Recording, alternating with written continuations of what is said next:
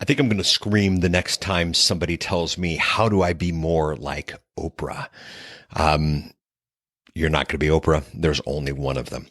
This is part 2 of a 6-part series on the Team Clarity Matrix, a thing we do at the podcast partnership to help our clients, our team members, figure out exactly the team that makes up the podcast. We have found over the years that no podcast is an island. Someone might attempt to wear a number of hats, but it doesn't often go well. Regardless of even if they wear the different hats, they need to understand the different hats they're wearing, and that's the Team Clarity Matrix. Today we're going to chat about the team member of the talent. Should be obvious. What do we do? What do we say? Where do we go?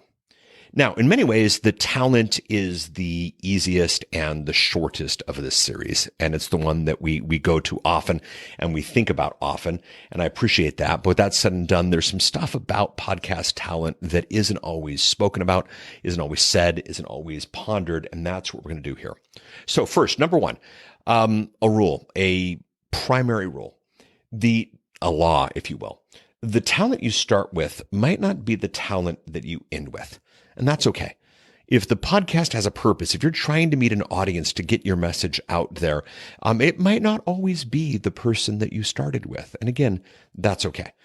This is one of the reasons why naming a show after the talent isn't always a good idea. Now, you can, in the technology of podcasting, change things and that kind of stuff. But instead of calling it The Paul Colligan Show, call it The Podcast Report. Instead of calling it The Joe Polish Show, call it I Love Marketing, that type of thing. Know that the talent could leave. That might be more important. That might happen, and that might be okay, and that might even be a good idea. Now, some other things to know. The message, and this is huge, is more important than the style. I opened this up with a bit of a rant that people come to me, how do I be Oprah? How do I be the best interviewer? How do I beat primetime TV? You're not going to. But that's okay, because podcasting is about message. Podcasting about the connection with your audience, the people who want this, the people who need this, the people who are looking for it.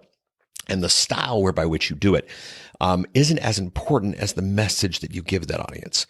Podcasting is intimate, podcasting is connection, and message will always be more important than style. And with that said and done, the voice will always be more important than skill. And by voice, I don't mean the, sexy, sassy voice for radio type of thing, but the voice that you bring to it, the voice that the talent brings to it, the experience, the stories, the who they are in this space is always going to be more important than the skill they bring in interviewing. The best interviewer in the world might not know anything about the topic that the show or the podcast is about. And someone who knows that topic intimately is going to do better on a podcast than someone who knows all the right questions to ask. So message, more important than style. Voice, more important than skill. Now, another thing to think about, and this is really interesting, and this is not spoken to a lot, but sometimes the talent has already recorded the podcast. What? How is this possible? Did they know they're recording the podcast? A podcast doesn't have to be someone in front of a microphone getting stuff done. Doesn't have to be the interview. Doesn't have to be anything. The podcast is digital media placed online for, automatic downloads and subscribed consumption.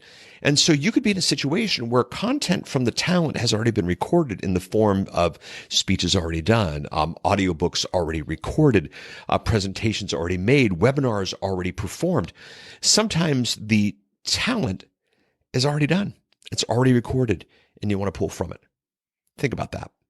Sometimes, of course, if the talent is there in a recording that existed a while ago, maybe you want to bring someone before it. Maybe you want to bring some additional talent to introduce, that kind of thing, something like that. But the fact of the matter is, the talent may have already recorded the content.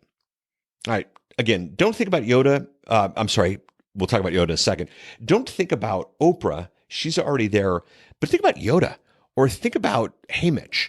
And I'm going to recommend Donald Miller's Story Brand, Building a Story Brand book, Building a Story Brand podcast. We helped him launch that. And one of the things that he has, and one of the things he speaks to that's really key and really vital, is that you're not the hero. Your customer is. And I would dare say in a podcast, the talent is not the hero either. The listener is, and the talent becomes the guide. So it's not Luke Skywalker, and again, this comes from Miller. It's Yoda. It's not Katniss. It's Hey Mitch. And you can go through all the great stories, and that's where StoryBrand does such a good job. And you can find out that the positioning is not that guy or the gal up front, but the person who helps the person consuming the content and consuming the podcast to be at a good place. And then really the question you want to ask deep, do they want to hear interviews? Do they want to hear conversations? Do they want to hear monologues? What is it they want to hear? Once you've figured out what it is that they want to hear, and once you figure out what it is that they came for, and once you figure out why they are connecting with the talent, then the connection is made. They're not coming for the skill, and they're not coming for the sultry tones that come out of the larynx. They're coming for the voice. Something to think about. A few questions you want to ask in dealing with the talent, and these questions are key. These questions are vital. Number one, will the talent be available for the weekly schedule? The marketing people, they're ready to get things out just like that. The editor might be waiting for audio or video to come in, but is the talent, and the higher up you go for the talent, are they available every Wednesday morning to record the show or whenever the show needs to be done? And if they're not available, what about batching, doing 4 or 5 at a time? What about seasons? There are different ways to bring the talent in to the process without making it a weekly process or a weekly requirement that you want to think about and you want to walk through. And then when you think about the talent and you think about working with that talent, what is the delta between the talent and the editor, which is actually the thing we'll be speaking to in the next section here. How much time needs to happen from talent to editor to publication? And are they ready for that? Can they make changes? Will changes be recorded? That kind of thing. Is the talent, and this is a big one, because they might not have the media training, because they might not be Oprah, because they might not be Dave Letterman, are they going to be okay with ums? Are they going to be okay with ahs? Is the talent going to come in and once they heard their voice or watched their face on camera, are they going to freak out? That's something you want to test way early before you launch things out. Does the talent match the production schedule? Does the talent match the cycle that you're going to have to go through? Do all these things happen? That's just as important as, do they have the right voice? Do they represent the brand? Are they knowledgeable of the content and that type of thing? And then finally, how will all this be handled? That's the operations piece of the matrix that we'll chat actually in part 6 of this process. So last episode, we chatted about strategy and review. You got to have a strategy, but you got to review to know that it's actually working. And part of your strategy and part of review is figuring out how good the talent is doing. And that's what we chatted about today. A little bit later, a little bit into it, we spoke to the fact that the talent and the edit have to work in conjunction with each other.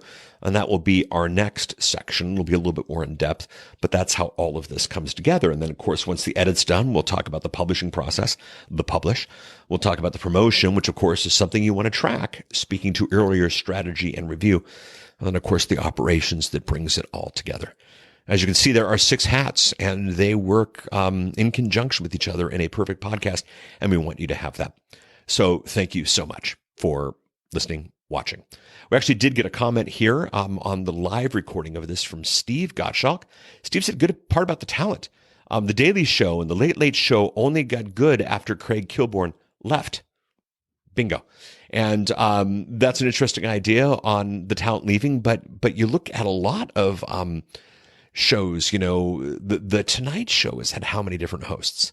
The NBC Evening News has had how many different hosts? It might not be one person associated with that podcast for the rest of the time. And if you take away that heavy requirement and that need to cater to that, what if the talent becomes too much to handle? What if the talent gets a bit of a chip on their shoulder? What if the talent demands too much at the end of the day? All things to think about. And that's why you need the strategy and review. Is the talent worth the pay? And is this working? And does operations reporting problems? It all does come together. And these are the 6 hats of your team. And that's why a little bit of clarity through a matrix might be helpful. In the next episode, we'll go over the process of how you can get yourself a blank matrix and how you can go through this process of deciding what's best next.